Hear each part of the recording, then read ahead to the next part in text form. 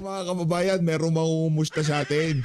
So, itong si Senator Pia Cayetano, kukumustahin ang buong sambayan ng Pilipino. Ito kasi si Senator Risa Hontiveros para daw walang nangyari. Oo, para talagang walang nangyari. Hanggang sa ngayong mga panahon na to, minority pa rin kayo. Oo, para walang nangyari doon sa investigasyon nitong si Ping Lacson, doon sa mga maanumalyang flood control project. Dito sa video na to, pag-usapan ho natin ang live nitong ating Senator Pia Cayetano. Naku, medyo mahaba-haba ito.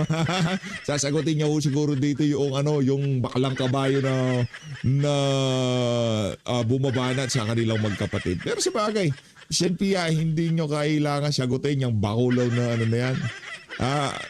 Pagdasal nyo na lang, Sen Pia. Alam ko naman, wala naman talagang tagos yung mga pambabas, yung paggawa ng meme. Alam ko naman mature na yan sila, Senator Pia Cayetano, at hindi sila basta-basta madadala sa ganyang mga pang-asar, no? Hindi naman sila mga isip bata kagaya nitong si Auntie Claire. Sa like at sa subscribe, masaya na ho tayo dyan, at sa mga gusto sumali sa ating community, yung join button nandyan lang ho sa baba. Eto na, re-recta na ho tayo dito mga kababayan. Dito kay Senator Pia Cayetano. Game. Hello, good evening sa lahat. Kamusta na po kayong lahat? Yo! So, balita ko, trending na daw po ang kamusta ka. Kaya ako magtatanong sa bawat isa sa inyo, Yan. kamusta ka? Nako. You know guys, we are all social beings. And the nature of being a human is social connections. So, sabihin niyo sa akin kung masaya kayong nag-iisa parati or kahit na mag-isa kayo, may mga gusto sa inyo. Kung may pinagdadaanan kayo, may mga gusto sa inyo. Kung may, for example, may loved one, may sakit, okay ba sa inyo? Ang tanong dito, Senator Risa Hontiveros, kaya mo bang gawin ang ginagawa na to nitong si Senator Pia Cayetano na mag-live ng ganito, di ba? Ay, sa bagay, wala palang manunood. Sorry! So talaga PH, masyado kang harsh kay doon sa collab team nitong si Boy Llamas, no? Masyadong yung Senator Risa, no? Hindi naman talaga niya kayang gawin ito. Baka umapoy ang comment section ng mga taga-suporta niya, di ba? Kamusta kayo ng mga friends mo, family mo? How are you coping with your challenges, the exam? You know, I'm a fan of psychology. Nung college po ako, hindi ako natuloy mag-psychology kasi hindi economics yung course ko. But I study on my own, I read a lot. Siyempre, I'm a mother. A lot of mothers somehow are psychologists na rin kasi kailangan alagaan mo yung anak mo, kailangan mag-adjust kung ano yung needs ng anak mo. And I have to say, it's so important that your loved ones know that you're there for them. And ikaw din, if for whatever reason you feel that wala sila doon para sa'yo, huwag mong dibdibin. Ilabas mo, sabihin mo. For example, birthday mo, nakalimutan, you have the right to say na, uy, birthday mo, kinalimutan mo, tagtampo naman ako sa'yo. And then move on ka na. Kasi wala naman kang mapapala na bit-bit mo yung the whole time, di ba? Yun naman yung importante. There is nothing wrong experiencing different emotions. We're human beings. Hindi ka na tao kung hindi ka nakakaramdam. Diba? Yung nakikita niyo ako, it's either masaya ako or galit ako. So nakita niyo naman ako na ang sama ng loob ko. You see me express my feelings as somebody who was scared, who was, ano ba sa English, masama ang loob. I felt bad because I'm human. But more importantly for me is you're able to move on. As an athlete, and yeah, I'm very proud to be an athlete. I've learned so many life lessons being an athlete. Sabi nga nila, it's not about nag-fail ka. It's how you moved on after. So, masama loob mo, how do you move on? So, yun ang importante. So, ayan, I think it's time na basahin ko naman yung mga comments nyo. Yan, basahin natin. Sasalamin po ako kasi malabo naman ako. I cannot read kung walang salamin. So, kaya magbabasa ako ng mga gustong mag-comment ng gusto niyong ikwento na yung mga experience niyo, in what sense na nakaramdam kayo ng support from your loved ones, and nakatanggap kayo ng the kind of support that you need to hear from people who are important to you. So, mapati din ako na kay John Evan, hello, of course si Mike Maroto, nanonood, o belated happy birthday. And, may Masaya ho tayong makita na ganito ang kalagayan nitong si Senator Pia Cayetano, no? Yung tipong kung dun sa ibang mga senador lang to, baka nag-iiyak na to yung pambabash na natanggap nitong si Senator Pia Cayetano diyan sa social media, no? Kaya suportahan natin itong si Senator Pia Cayetano, isa ho sa mga senador na ika nga hindi kinonsinte yung gustong mangyari ng dating liderato ng Senado, na kung saan term extension, charter change at kung ano-ano pang kabalbalan ng pinangako dito sa mga congressman at senador para ika nga suportahan nila yung mga kabalbalan na yan itong si Marcos Jr. Rekta tayo dito kay Prof. Malu Tikia, ha? Isa sa mga natin yan na sinusubaybayan nating political analyst. Walang pakano natin. Prof. Malu Tikia, ano ho yan? Isa sa mga iniidolo natin yan. Rekta na ho tayo. Game. Loud and clear. Opo. Prof, Okay. dito tayo muna sa naging desisyon ng Korte Suprema. Sentro pa rin ng debate. Pero ano sa tingin nyo po, enforceable na po ba ito? And ang dami kong nababasa rin sa online. Bakit atat ba sila? Ba't hindi na lang antayin yung mismong desisyon ng Korte Suprema? Kasi mayroon pang mga kataga doon na yung immediate relief lang na TRO, yun lang yung hindi na ibigay. Pero meron pa silang ilalabas na yung pinaka-prayer mismo ng kampo ni Senador Bato de la Rosa. Prof. Oo, at saka hindi pa natin nakikita yung actual na decision dyan sa TRO na ilalabas ipopost sa Lunes sa Supreme Court website, no? Ang telling sa akin yung boto na 951. So ibig sabihin hindi unanimous ang pag hindi sa TRO. 9 ang bumoto na hindi magbigay ng TRO, pero may 5 na bumoto. Importante mabasa ng taong bayan, paano ba yung 5? Yung ba ay concurring or dissenting dun sa 9? At saka sino yung nag-abstain at bakit siya nag-abstain? Siguro para lang maging kalmado ang lahat, wag munang i-implement yung supposedly warrant of arrest. Unang-una, hindi naman natin alam kung yan totoo dahil hindi naman dumaan dun sa nakagawian natin na kung wala yung red notice, no? Ang kagawian natin dun sa PTCP dun dadaan. Ngayon ang sinasabi meron na. Kung meron na, siguro dapat maging kalmado muna itong estado dahil hindi pa naman natin nakikita yung desisyon at baka mamaya magkaroon na naman ng pagtrampol sa rights ng hindi naman akusado, no? Wala namang korte sa Pilipinas ang nag-akusa sa kanya. Wala namang kaso na final sa korte natin. So, siguro hinay-hinay muna at tingnan natin sa Lunes kung ano nga yung desisyon doon sa TRO at hintayin natin yung buo. Kasi sinabi doon sa proclamation ng Supreme Court, yun ay ang hindi pagbigay ng TRO ay hindi ibig sabihin na desisyonan na ang lahat ng mga issues na nakasama dyan sa petition na yan.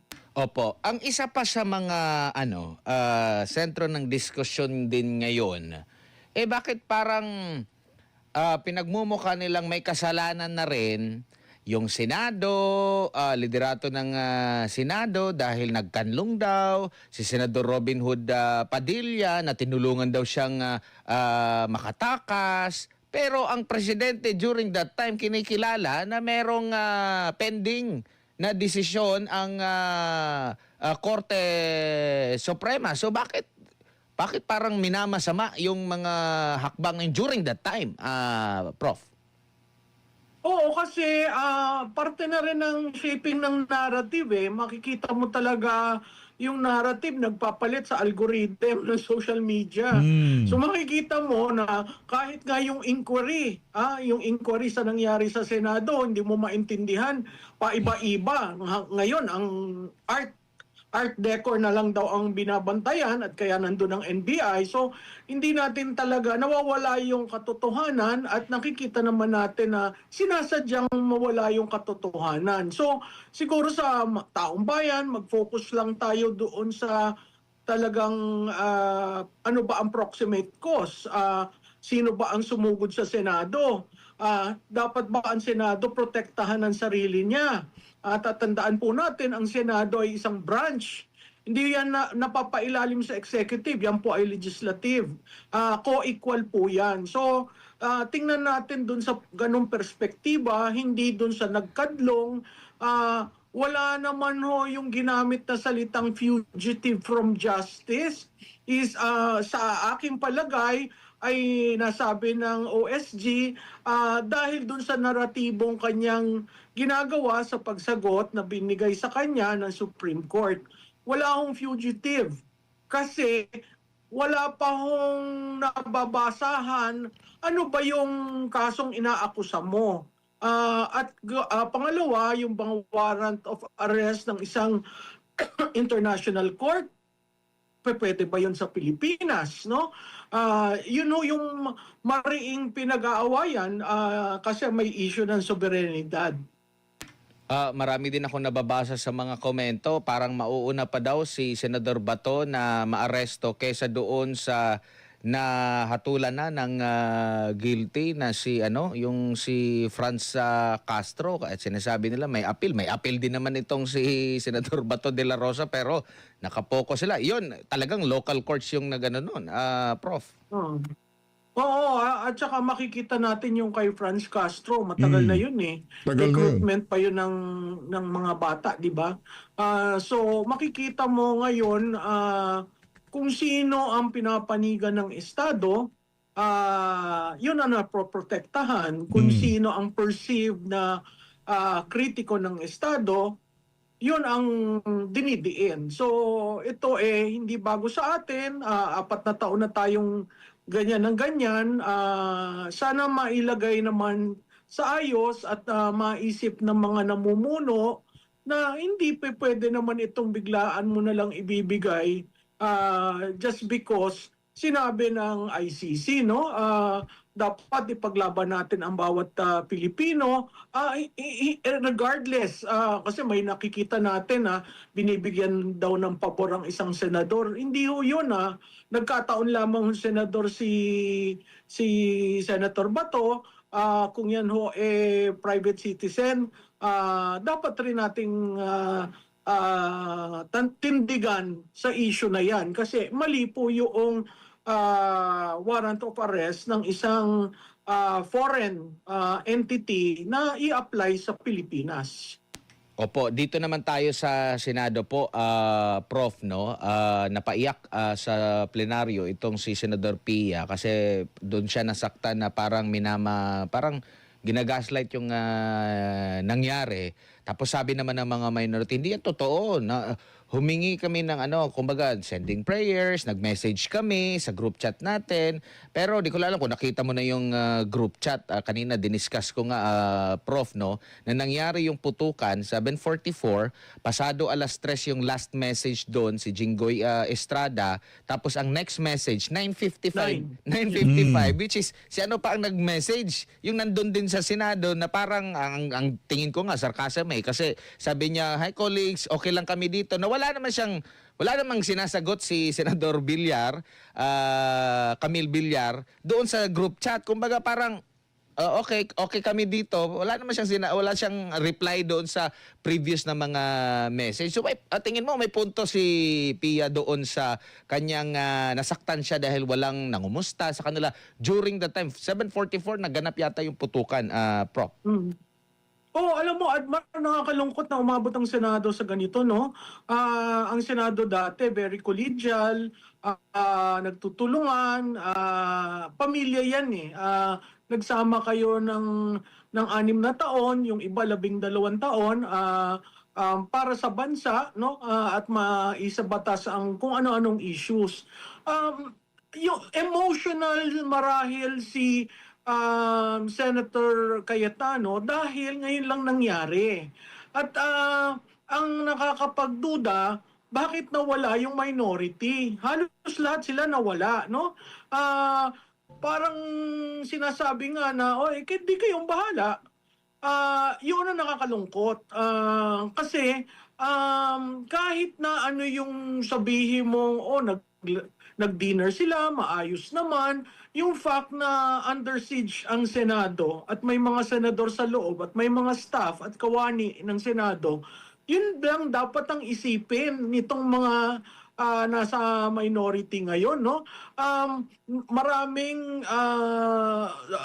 netizens ang nangungumento at nagsasabi, kamusta naman kayo dyan?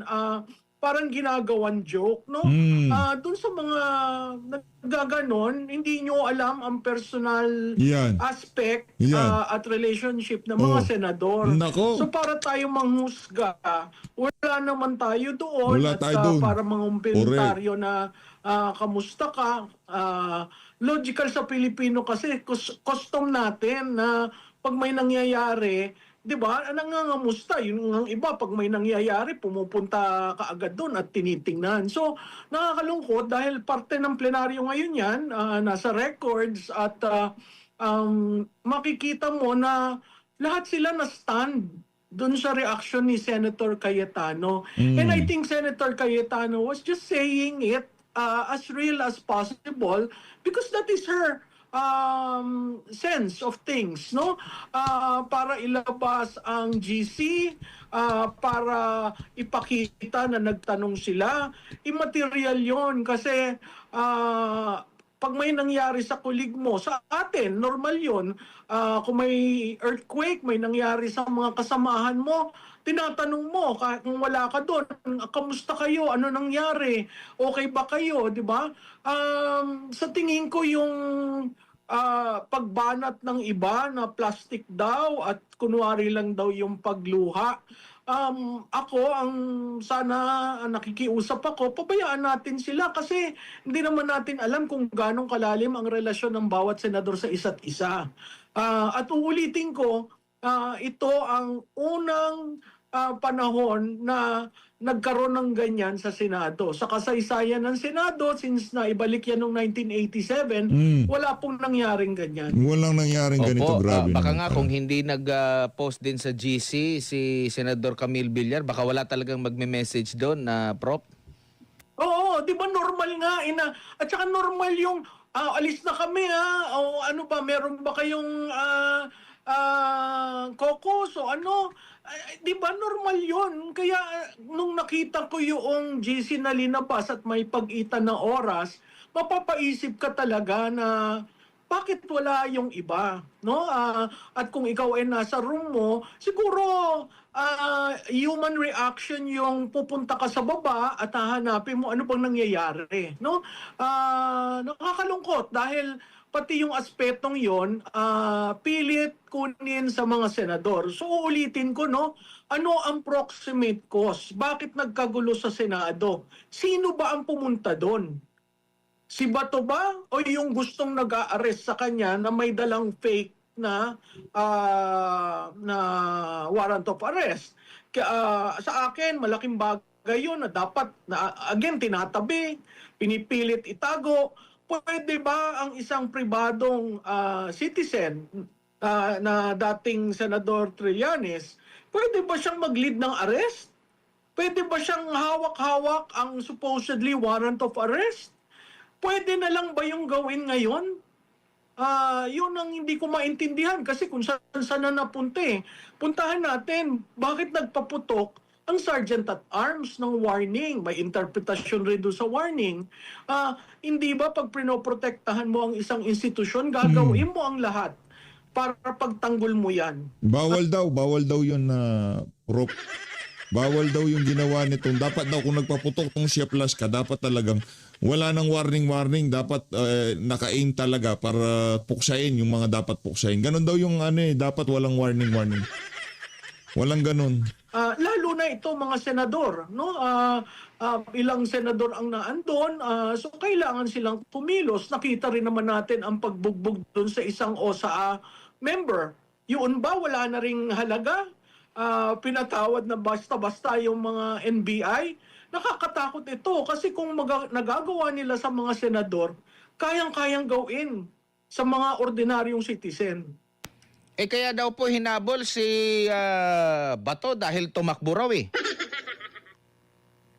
Alam mo yung pagtakbong yan, sa kagustuhan siguro ni Senator Bato na umabot siya sa plenary at talagang maghayag ng boto niya, no? Hindi tatakbo yan kung walang reaksyon na sa paningin ni Senator Bato nalalagay ang kanyang seguridad sa kapahamakan. So logical lang yung reaction niya. At kung titingnan nyo yung mga nagpunta na sa Senado, yung stairwell talagang napakakitid niyan at ang baitang iba't iba. So talagang makikita mo may effort to really run after him. Kasi senador yan, di dapat pinagbigyan nyo, nag-present, di ba? Yun yung tamang paraan, hindi yung hahabulin mo ang isang senador. Yun. Opo. Dito naman tayo sa konti lang yung pagitan sa majority at minority, no. At meron pa akong narinig na interview sa dating tagapagsalita ng Senate Impeachment Court na isa sa mga factor daw na nakita niya na dahilan kung bakit napalitan itong si Senate President Tito Soto ay kakulangan sa kakayanan nito. Hindi abogado si Tito Soto at mas akma sa kasalukuyang liderato. Ano po masasabi niyo po dito, Prof? Ako'y sumasang-ayon dyan. Yan ang aking column nung Martes na nakaraan na sinabi ko doon, oo, si Senate President Soto ay mahaba ang experience, malawak ang experience, pero ibang klase ang impeachment court. Sa impeachment court, ang presiding officer kailangan mag-decide, no? Napakahalaga diyan yung jurisprudence. Ano ba yung jurisprudence? Ito Yeah. yung mga kaso na pwede mong kunan ng yaman sa pag-rule, no?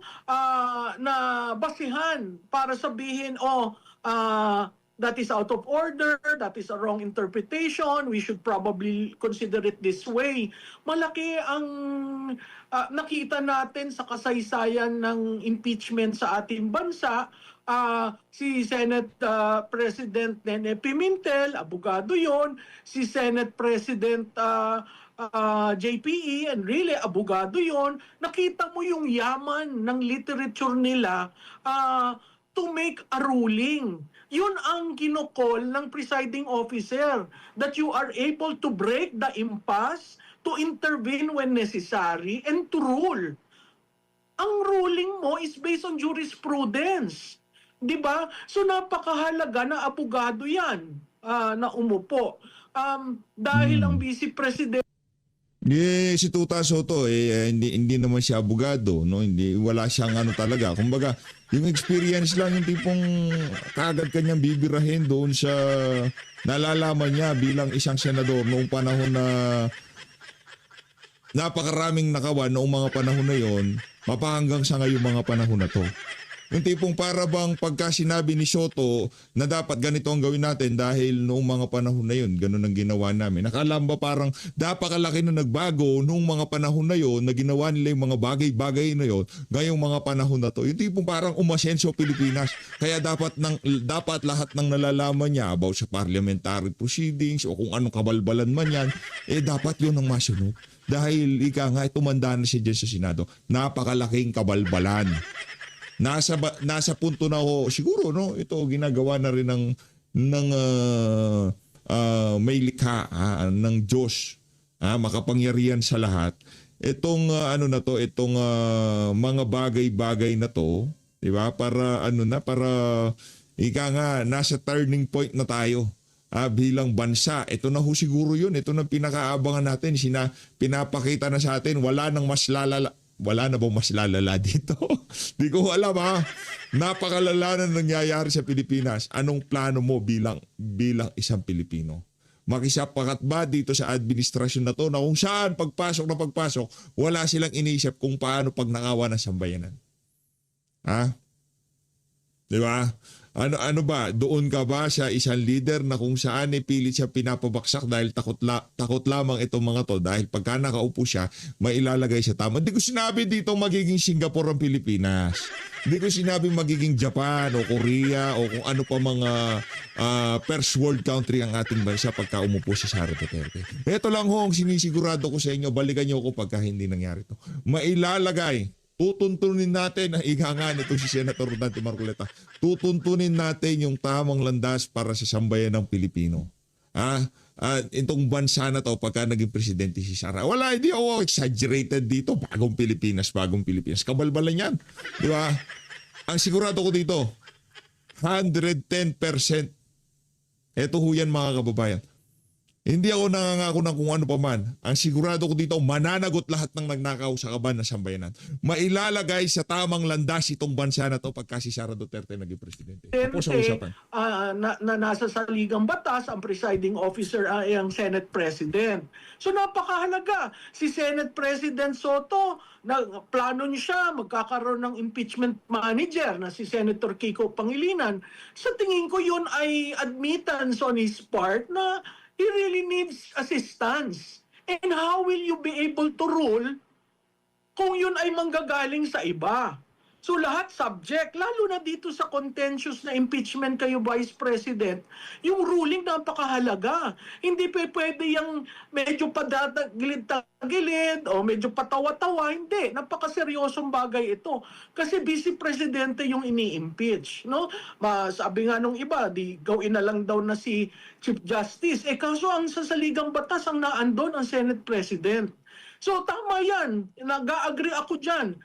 Kaya ginawa at kaya nakita ng mga colleagues niya na mahihirapan ng Senado. Sa majority nung una, iisa lamang ang senador. Yun ay si Senator Pangilinan. Sa minority dati, 4 ang abogado.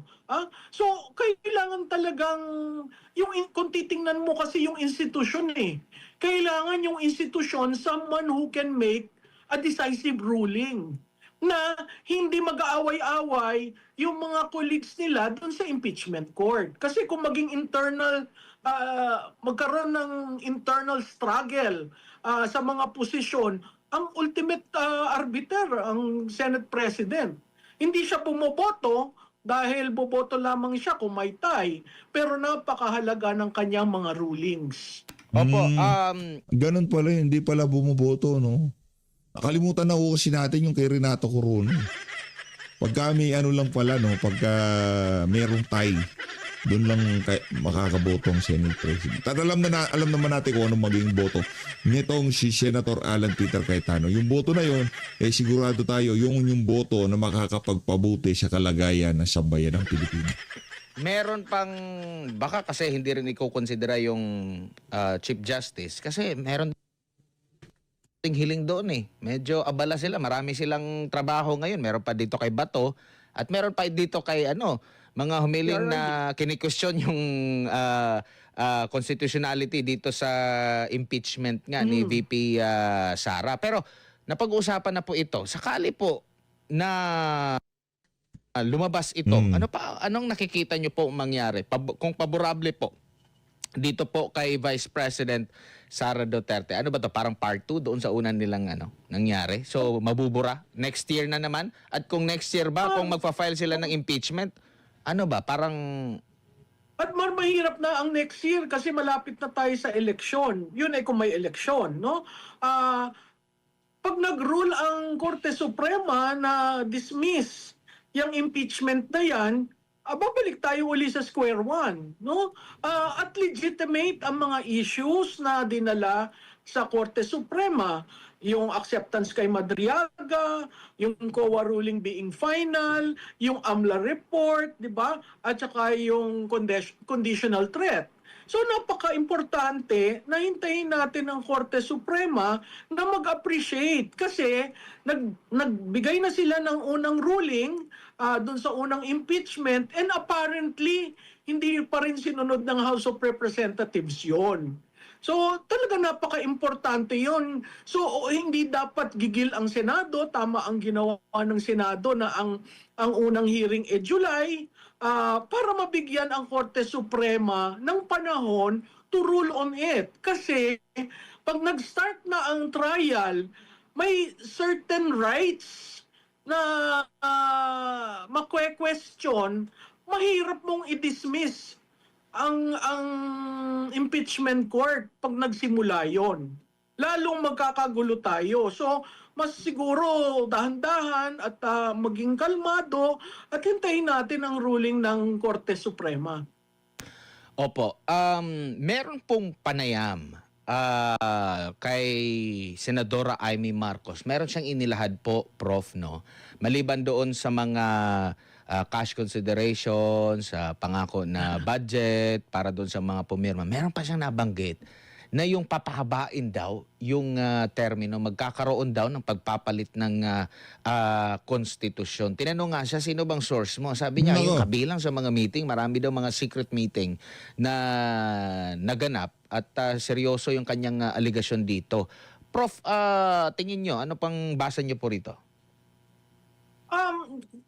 Alam mo, para mo makuha ang desisyon ng mga politiko, lalo na itong 19th at 20th Congress, nakikita naman natin talagang may carrot and stick, no? Carrot, incentivize, no? Nakita natin yon, iba-iba yung sinabi ni Senator Marcos. Stick, kaso, no? So makikita mo dito yung pag-extension. Nakakalungkot yun kasi extension ng term at pagtaas ng edad ng pwedeng tumakbo sa presidente. Kitang-kita mo naman na sa parehong panukala ay ayaw, talagang hadlang kay Vice Presidente Duterte. Talagang takot na takot sila, no? Pero ako, nakakalungkot siyang in-offer as part of the incentive for you to vote. Kasi magagalit ang tao. No, isang tao lamang ang ayaw niyong makadesisyon tungkol sa politika at lahat na ng ahensya ng gobyerno ay ginagamit para siya'y sikilin at ilagay sa isang corner. Maling-mali yun, pero kung yan ang rason kung bakit pumirma ang karamihan, sa tingin ko, nanghina rin sila nung nakita nila ang pagpapalit sa Senado. Kasi ang ino-offer nila, mahirap yan matuloy kung walang 16 votes. At ganun rin sa pananaw ko, mayroon rin kumakalat na may ino-offer na tumakbo sa Vice Presidente si Senate President Cayetano sa administrasyon at meron rin sinasabi na yung ibang may kaso ay hindi nakakasuhan. Sa kagustuhan nilang ma-impeach si Vice President sa Senado. Alam nyo kahit na anong senaryo, mahirap makakuha ng 16. At tatandaan natin yan, ang saligang batas, ang sinabi of all senators. So 24 po yan, kahit alsin nyo yung mga ayaw nyong pabotohin yung mga kung sino-sinong gusto nyong kasuhan, lalabas at lalabas, kailangan. Sa ayot sa gusto ho nila, tatakbo si Sara Duterte ng pagka-presidente sa 2028. Okay? Sa ayot sa gusto nila, kahit paano pa nila pagbalik-balik rin ng mundo, hindi mai-impeach si Sara. Aliwanag pa ho yun sa sikat ng araw. Ngayon, para doon sa mga lahat ng congressman na bumoto para i-impeach si Sara, wala kayong karapatan dyan sa mga pwesto nyo na yan. Wala kayong puwang dyan sa House of Representatives dahil mga walang hiya kayo. Diba? Kaya nyong pumirma sa isang dokumento para lamang mapahaba ang inyong termino. Di ba kaya niyong pumirma para lamang sa 20 milyones na ipapangako sa inyo? Ano yan? Cash? Project? O kung ano pa mang klaseng kabalbala. Kaya niyong makipagsapakat sa, sa kalokohan na para lamang sa pera. Wala kayong puwang sa gobyerno. Dapat dito sa mga to, artikulo di ba? Kay General Luna, di ba? Dapat basahan na ng artikulo itong mga congressman na to, mga walang yato Kailangan may 16. At pag minenos mo ng minenos ang total na 24, ay talagang hindi ka makaka-16. Hindi ko alam kung ano yung mathematics na ginagamit nila. Kung may 4 na aalsin dahil sa kaso, paano ka makaka-16 dyan? So talagang pipilitin ng lahat. At pag nakita yan ng taong bayan, alam mo, sa aking pananaw, magiging tipping point yan ginagawa nilang mga extension at kung ano-anong offer. Kasi galit na ang taong bayan. Mas lalo niyong ginagalit dahil isang tao lang talaga ang project nyo sa nakaraan na 4 na taon. Opo, kasi maraming mga maliban dito sa impeachment, alam natin malakas itong si Vice President Sara Duterte. Meron pa dong issue sa muling pagbubukas ng investigasyon. Itong dalawang issue ba na ito, Prof, ay napakahalaga na dapat nilang mapigilan talaga. Kasi dito nakasalalay yung kanilang kinabukasan. Oo, alam mo yung ako'y natutuwa sa desisyon ng kung sino ang magiging head ng Blue Ribbon. Tama na si Senator Pia just to hindi maging antagonizing ang lahat between Senator Marcoleta and Senator Lacson. Makikita mo na si Senator Pia is very clinical in her approach. Pero pag nabuksan niya ang Blue Ribbon na yan, yan ang napakahalaga sa taong bayan. Hindi yung impeachment para sa akin napakahalaga ang Blue Ribbon dahil trilyon na pondo ng bayan ang nawala. At hanggang ngayon, hindi natin maintindihan sino ba talaga ang mastermind, no? So kung maipatawag ang lahat na dapat patawagin, kung makapagpadala si Congressman Ko ng kanyang sworn affidavit na may ginawa sa ating embahada, malaking bagay ito para once and for all matapos natin itong usapin na ito. Biro mo mag-iisang taon na yung mahiya naman kayo campaign. Tapos anong nangyari? Hindi natin nakita ang report ng ICI. Wala. Hindi natin nakita ang report ng partial report ng Blue Ribbon. Kaya nga nagkaroon ang ruling ng kaso sa Korte Suprema at sinabi na dapat ipakita, 'di ba, hinihinga ng response si Senator Ping Lacson. So maraming itinatago sa atin na hindi yan tunay na ito real talk to. Ako nababahala na talaga ako. Para dito sa mga nagsasalita na to kagaya ni Prof. Malutigia. Nag-worry ako. Hindi, totoo. Walang biro mga kababayan. Nag-worry ako sa kalagayan nitong mga individual na to. Yung mga nasa pamahalan ngayon, mga siraulo. Wala naman silang freedom of expression, wala akong ganun. Basta sa kanila, pagka ikaw tinik ka, meron medyo, kagaya to si Prof. Malutigia, nakakahatak meron traction pinapakinggan credible yung nagsasalita kahit pa paano nag-worry ako dito sa mga individual na to. Dito kay Prof. Malutigia, kay Prof. Ana Malindugoy, yung mga political analysts o political strategists na nagsasalita sa lungat sa gustong mangyari nitong administrasyon na to. Kasi mga merong sira sa utak karamihan ng mga nasa pamahalan accountability. So, pag pinagsabay mo yan, kung ang sinasabi ang Senate hearing ng impeachment court ay July, hanggang June 4 ang sinidya nila, magsisimula ba si Senator Pia Cayetano ng Blue Ribbon itong remaining days, no? Siguro napaka-importante na malaman ng tao kung ano ang appreciation ni Senator Cayetano tungkol doon. Malapit na po ang anibersaryo nga, sabi nyo nga po, yung mahiya naman na kayo. Ano sa tingin nyo magiging laman ng kanyang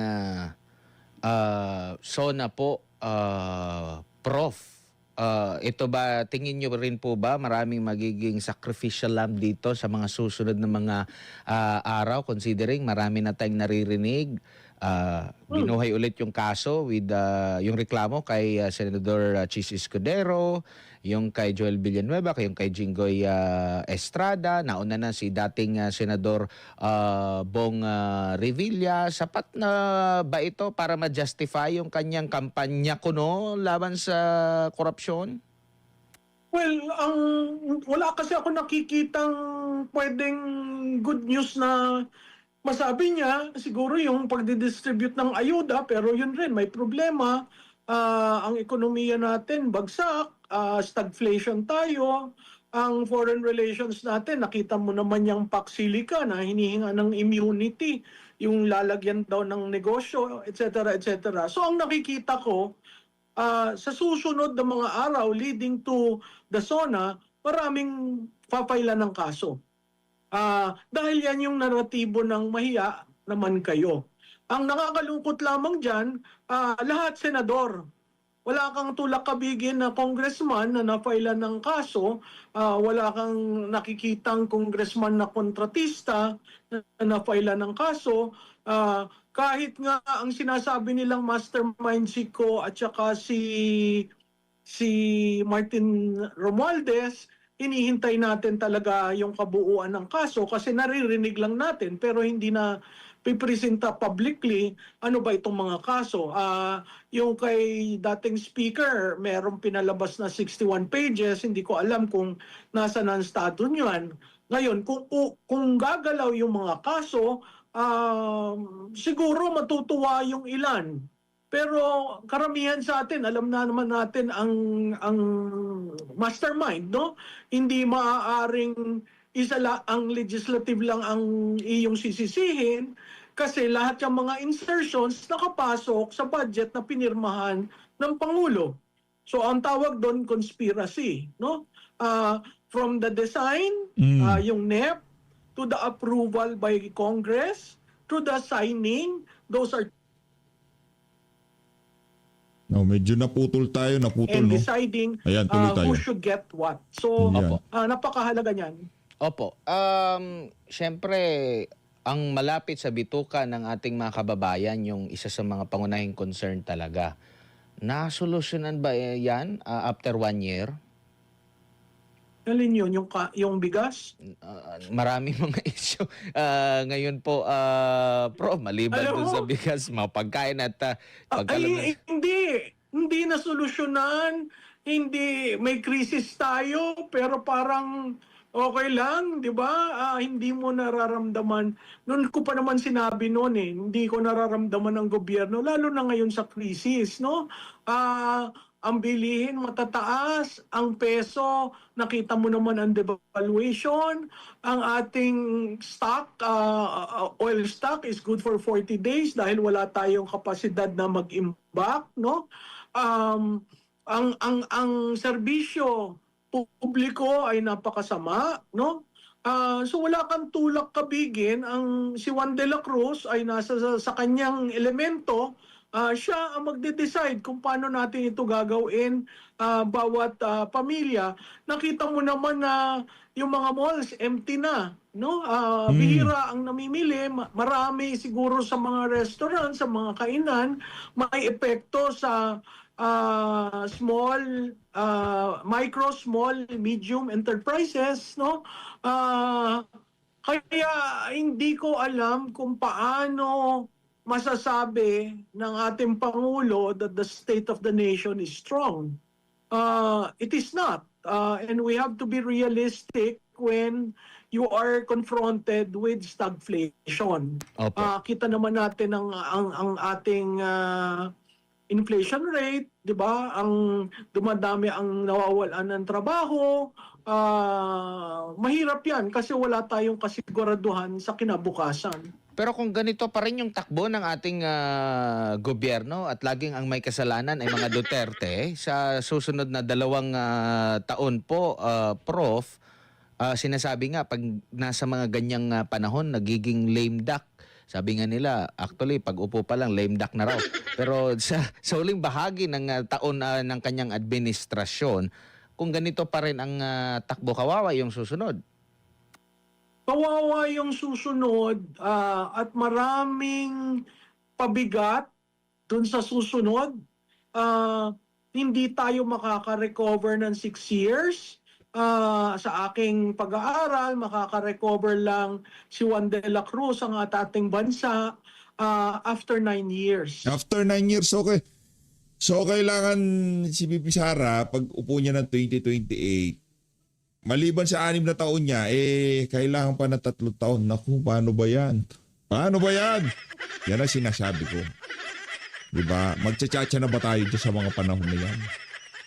Diyan ho tayo magkakaalaman.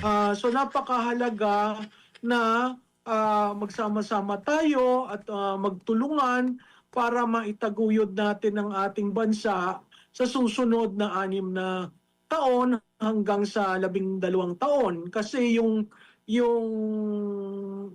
after 12 years, doon lang natin makikita na maaayos ang lahat ng problema. Napakalalim ng problema kasi pera ang ninakaw. Serbisyo na PhilHealth na hanggang ngayon hindi pa binabalik sa PhilHealth. Kahit na sinabi nilang binalik na, tingnan nyo kung may certificate sa Treasury, wala yan. Yung PDIC, hindi yun na napapag-usapan. Maraming hindi napapag-usapan at hindi binubukas kung siyang ginastos. Kaya talagang malaki ang problema. No? Hindi ang problema ang mahahalal o mga kandidato. Ang problema, yung dala-dala at dinulot ng Marcos administration. So yung parang sinasabi na matatakot ka dun sa susunod, kung yan si Vice President Inday Sara Duterte, bakit ka matatakot sa isang tao na willing magtrabaho at ayusin ang bansa? Dahil hindi ba siya isa sa inyo? Dapat matakot tayo sa ginawa nitong nakaupo ngayon. Dahil napakahirap itaguyod ang ating bansa galing sa ganitong kalamidad na dala ni Marcos. Opo. Huling 2 katanungan po, Prof, no? If ever po na either hindi siya ma-impeach sa Senado or baka mauna yung desisyon ng Korte Suprema na maglabas ng desisyon favorable dito kay Vice President Sara Duterte, finish na ba ang 2028 elections? Well, kung maglabas ang Korte Suprema or madesisyonan at acquitted siya, ako sa aking pananaw at makita natin kung paano siya apihin at durugin itong administrasyon na ito, sa tingin ko tapos na.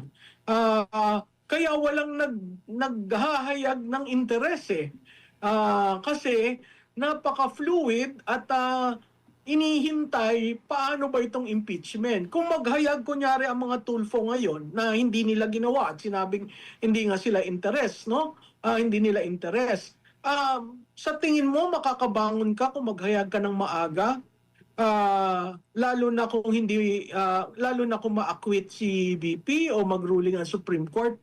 Kaya bukod tangi lamang yung magde-declare na ako gusto kong lumaban sa pagka-presidente. Bukod tangi lang yan, no? At sa tingin ko, alam rin ni Vice President Duterte kung ano yung base niya. Kaya matapang ang loob niya na mag-declare ng maaga. So makikita natin, ang sabi kasi ng iba, wala daw impact yung pag-declare niya ng maaga. Kasi ang dami naman pumirma rin. Alam po nyo, tingnan natin ang mga susunod na araw kung paano yung mga pumirma ay isa-isang pumupunta sa mga komunidad nila para sabihin na nagkaroon kami ng problema, pinilit lamang kami, etc. etc. Maraming dahilan. At nakikita natin yung partisan politics does not really serve our nation. Opo. Huling paksa na lang po at katanungan na Prof, may isang international NGO nagpasaklolo or nagpatulong sa United Nations at ikinwento, isinumbong na wini-weaponize itong ICC yon ng gobyerno ng Pilipinas, yung pamumulitika lang para ka dito sa yung detalye doon na malinaw na pinupolitika nga meron pang issue din doon sa kalusugan ng dating pangulo na napatunayan ngayon na meron niyang problema sa kanyang kalusugan na yun yung dahilan dito sa kanyang, di ba, yung unang interim release na hiling tapos hindi sinang-ayunan. Makakatulong po ba ito? Anong nakikita niyo po? Dagdag na natin yung nag-usap daw ang US at China against dito din sa ICC po. ICC, yan. Maganda yan. Well, siguro yung huling tanong mo, ang US, China at Russia ay talaga namang against sa ICC. So, hindi katakataka yung kanilang pag-uusap. Pero kung titingnan mo, sino ba doon yung bukod tangi na naging icon sa ICC? Yan ay si Presidente Duterte. Ako'y nagpapasalamat doon sa Hapon na nagsalita. Nabasa ko yung pleading, yung petition na pinorward sa UN Human Rights Commission. Usaping human rights ang dahilan kung bakit si PRRD isinadlak sa ICC. Usapin rin human rights ng dating Pangulo kung bakit yan ay nasa UNHRC. Makita natin sa testimonya nung Brave 18 na meron sila doong parte na binigyan ng pera ang mga taga-ICC through Senator Trillanes. Nakikita naman natin si Senator Trillanes, ilang picture na lumalabas na animoy siya'y staff, empleyado o kung ano man, consultant ng ICC. Parati siyang nandun. Ang nakakalungkot lamang dyan, doon sa una mong tanong, nung nakita ko yung panunulat na ni dating Presidente Duterte at saka yung report na naka 24/7 tinitingnan ang kanyang kalusugan, sana naman hindi umabot sa punto na maging seryoso yung kalusugan ng ating dating presidente. Hindi niya yon ginusto. Yun ay isang programa ng gobyerno. Mali ang sinasabi ni Secretary Remulla na may EJK program. Wala pong ganung programa. Meron po tayong anti-illegal drugs campaign. Nakita ng taong bayan at nakita ng buong bansa, ng global, kung ano yung ginawa niya. Marami nagsasabi matapang si Presidente Duterte para gawin yon, pero paulit-ulit niya sinasabi ginagawa niya yung para sa bansa niya, so itong bagong pag-elevate ng reklamo ng isang Hapon sa UNHRC, ako'y natutuwa dahil nabubuksan unti-unti ano ba ang ginawa nitong administrasyon na ito, kung paano ginawang sakdal ang dating Pangulo at kung paano siya kinidnap at itinapon sa ICC. Sana mabuksan rin doon yung aspeto na may pondo ba ng bayan na ginamit para si Presidente ay mapunta sa ICC. Maraming katanungan at maraming haka-haka, pero hanggat hindi natin ituloy ang investigasyon, hindi natin malalaman anong uri ng pagkatao meron si Mr. Marcos Jr. Prof, Doon natin nakita talaga doon sa ginawa nila dito kay dating Pangulong Rodrigo Duterte. Ayun na nga dito na tatapusin ng ating reaction video. Maraming salamat sa pag-support sa PH Update. Mag-ingat po kayo lahat. Mahal natin Pilipinas. Shoutout dito kay Sen Pia Cayetano.